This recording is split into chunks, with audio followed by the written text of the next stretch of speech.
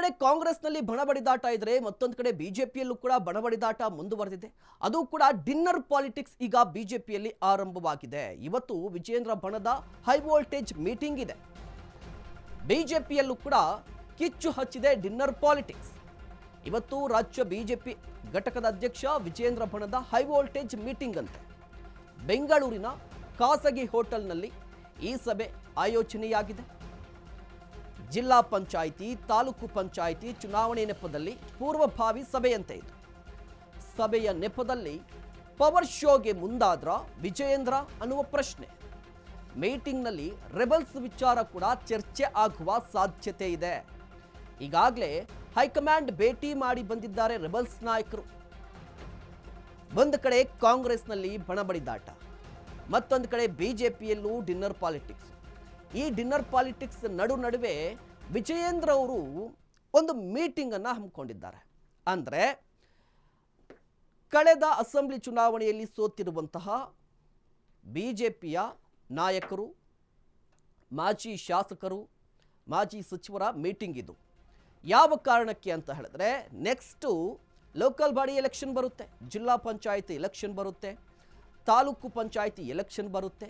ಹೀಗಾಗಿ ಪಕ್ಷ ಸಂಘಟನೆ ಮಾಡಬೇಕು ಅಂತ ಹೇಳಿ ಈ ಸಭೆಯನ್ನು ಹಮ್ಮಿಕೊಂಡಿದ್ದಾರಂತೆ.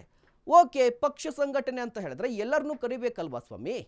ಯಾಕೆ ತಮ್ಮ ಆಪ್ತರನ್ನು ಮಾತ್ರ ಕರೆದಿದ್ದಾರೆ, ರೆಬಲ್ಸ್ ನಾಯಕರನ್ನು ಯಾಕೆ ದೂರ ಇಟ್ಟಿದ್ದಾರೆ ಅನ್ನುವ ಪ್ರಶ್ನೆ.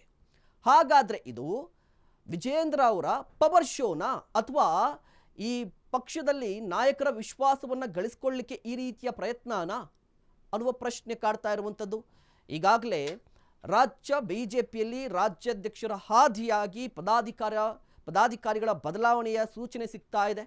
ಚುನಾವಣೆ ಕೂಡ ನಡೆಯುವ ಸಾಧ್ಯತೆಗಳಿದೆ. ಈ ಹಂತದಲ್ಲಿ ಎಲ್ಲ ಹಂತದ ನಾಯಕರನ್ನು ವಿಶ್ವಾಸಕ್ಕೆ ತೆಗೆದುಕೊಂಡು ತಮ್ಮ ಬಲವನ್ನು ಹೆಚ್ಚಿಸಿಕೊಳ್ಳುವ ಪ್ರಯತ್ನನ ವಿಜಯೇಂದ್ರ ಅವರದ್ದು ಅಂತ ಹೇಳಿದ್ರೆ ಹೌದು ಅಂತ ಹೇಳಿ ರಾಜಕೀಯ ಗೊತ್ತಿರೋರು ಹೇಳ್ತಾ ಇರುವಂಥದ್ದು.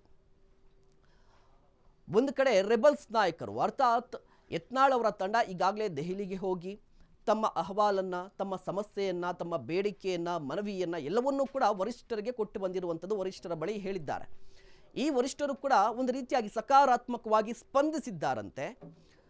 ಎಲ್ಲದಕ್ಕೂ ಕೂಡ ಒಂದು ಎಲೆಕ್ಷನ್ ಅಥವಾ ರೀಶಫಲ್ ಮಾಡುವಂಥದ್ದು, ಸಂಘಟನೆಯಲ್ಲಿರುವಂಥ ಪದಾಧಿಕಾರಿಗಳನ್ನು, ಕಾರ್ಯದರ್ಶಿಗಳನ್ನು ಚೇಂಜ್ ಮಾಡುವ ನಿಟ್ಟಿನಲ್ಲಿ ಆ ರೀತಿ ಬದಲಾವಣೆ ನಡೆದರೆ ಯಾರು ಮೇಲುಗೈಯನ್ನು ಸಾಧಿಸ್ತಾರೆ ಅನ್ನುವ ಕುತೂಹಲ ಇದೆ.